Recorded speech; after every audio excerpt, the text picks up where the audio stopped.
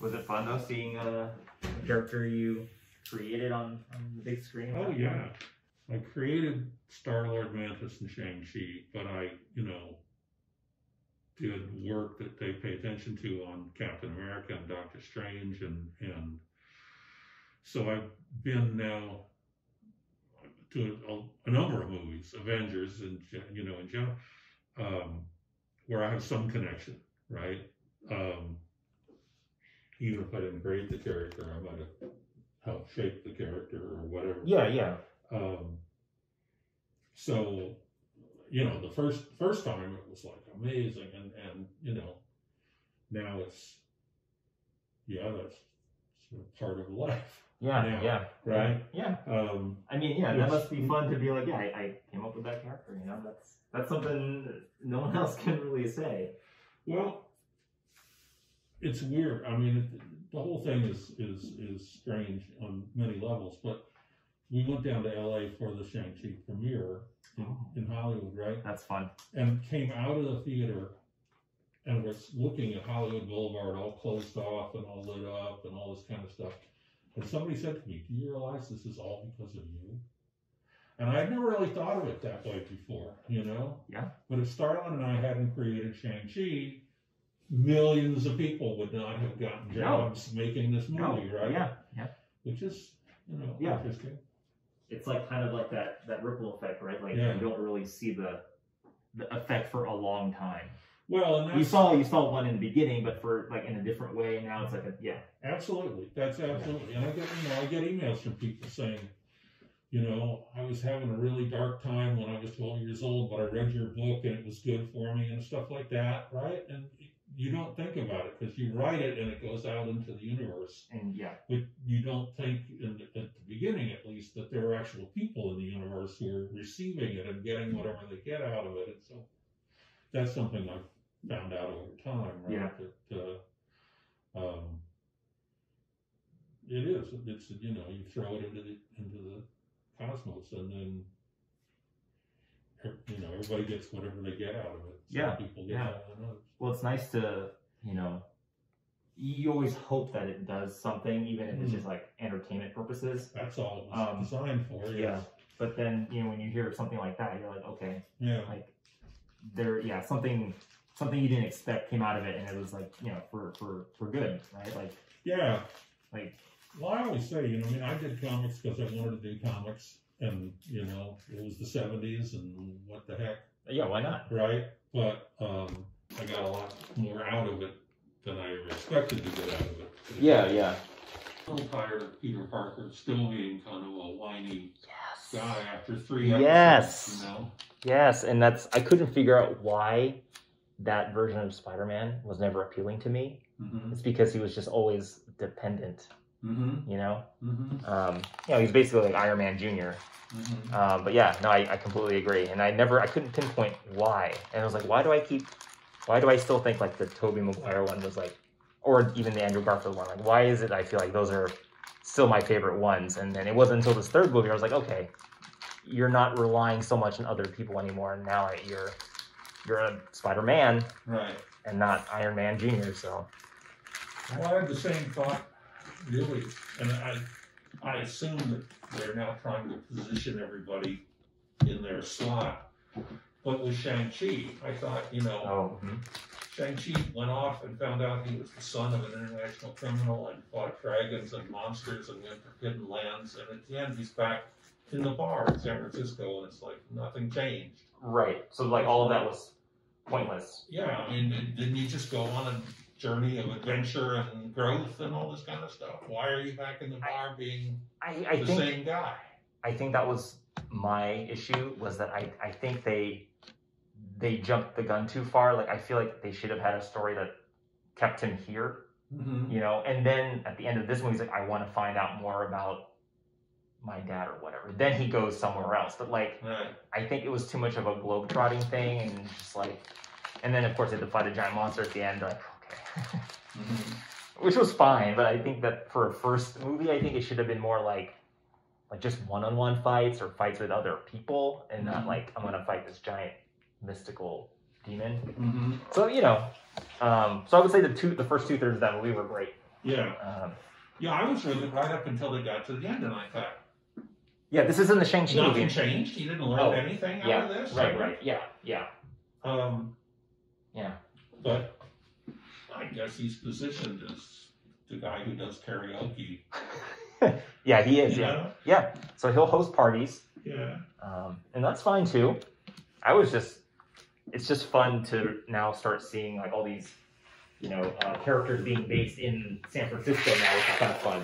Yeah. You've got Venom in San Francisco, you've got Ant-Man in San Francisco, you've got like Black Panther and stuff in Oakland. So that, Yeah. Well, I was reading that they put Moon Knight in London because they sort of filled up New York and they sort of filled up San Francisco, and so they thought, let's go do London. And I'm sure it's a marketing thing too. Sure, of course. Right. But San Francisco's Bay Area. It's positioned, Here, yeah. Well, I'm waiting for West Coast Avengers. Let's go. Come on. Yeah. You've got Vision. He's he's in his Hollywood all white costume now. Make him a struggling actor in Hollywood. I think that'd be really fun.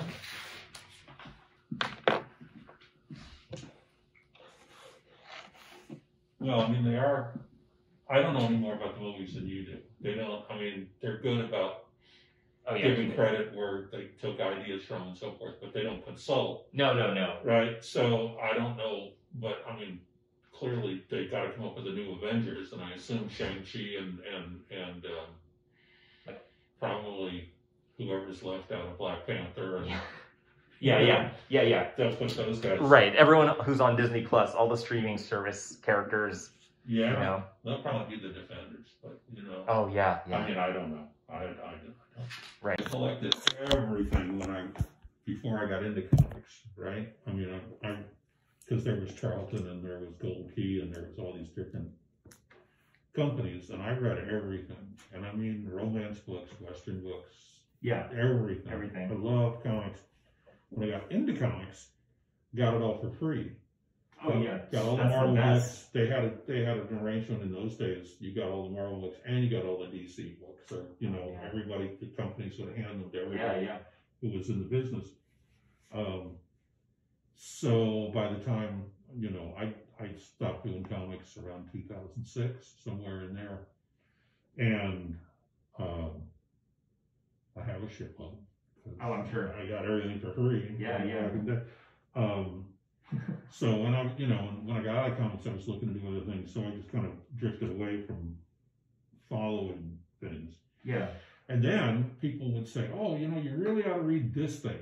And I would go to the store and it would be sold out because they only order, Sure. So however many they order. So it just became hard to do if you weren't totally plugged in all the time. Yeah.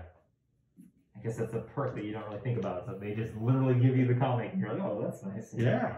Well, it kept you current with what everybody was doing. Yeah, and you need to know what the character's been doing recently, so you can at least either follow up with it or create something new. But yeah, that makes total sense. And again, because everybody had to go to New York back in the day, it just sort of was everybody was there, so you might as well give everybody all the books. Yeah, that must have been an interesting time. It was fun. Because now, it's like anyone can be anywhere. Right. From anywhere. And, and sometimes you might not even meet them ever. Yeah.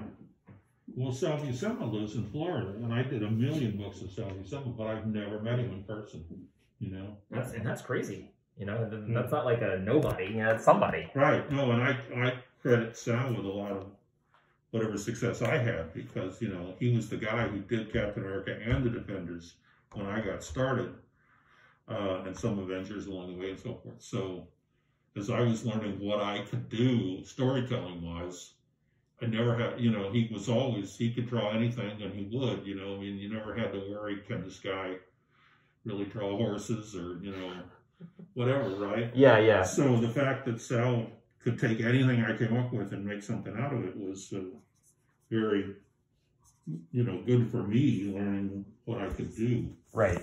But he was always in Florida. He's one of the few guys who wasn't. John Severin was in Denver, I think, and Actually, that's not true. Sam was in Washington, D.C. for a while. But in any event, nowhere where I was. So we talked on the phone a million times, but I've Never like, yeah, that's kind of crazy. Yeah, back when I was like trying to look for internships from college, I was like, I wonder if there's like a Marvel headquarters on the West Coast, because there must be, right? There had to be, and there was in like Manhattan Beach, Okay. you know. And I was like, where the heck's that? Yeah. Of course, it's in LA. Right. But yeah, I was like, okay, let me see what departments are even there, and it's like, you know, like it's like the what is it? They did just like they did some kind of publishing there, but like for kids books. So it was like Maybe, one of the departments was just on this coast, but everything else was there, you know? Right, yeah. And so I was just like, oh, I'll take whatever. I'll apply for anything. Who cares? But yeah, I was like, I don't know. I'll work on kids books. But yeah, I mean, that probably would have been fun. Well, DC is in Brooklyn now, right? Yes. I mean, they moved everybody out to the West Coast. Right. And yeah, it's funny you mention that, because I think like Image Comics was in Berkeley, and then they left and moved to like Portland or something like that. Well, Image Comics was wherever the 5 guys who formed Image sort of rotated whoever was the publisher at any given time, and so the company was wherever they were. When Eric Larson was in charge, it was in Berkeley. That makes sense. Right? But it's probably, I don't know who lived, Valentino? Maybe lives in Portland. That makes sense, because I know Eric Larson lives in San Francisco. He lives there now. Yeah. He lived in the Oakland Hills till the fire. That was because he talks about it all the time, how like his house burned down and he lost like all his stuff. Right. That's. Yep. So then he bought a place out closer to the water. Yeah. Oh man. Yeah, he talks about that all the time. He came to the Berkeley Comic Con, had him as a guest. Mm-hmm. And he would just mention that all the time. Like someone would ask, like, "Oh, do you have a page from this comic?" He's like, "Oh, it burned in the house." I was like, "Oh man."